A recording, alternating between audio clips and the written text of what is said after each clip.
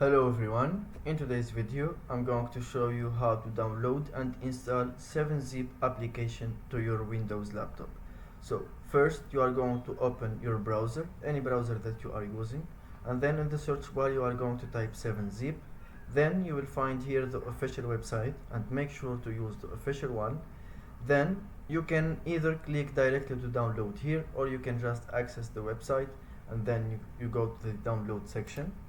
So after you do that, here as you can see you will find different versions to download, and for example here for Windows you can choose whatever that you want. So for example for me, I choose the first one, and then you are going to click on download, and as you can see the download is started, and once it's done you just click on it and you continue to install just by pressing continue.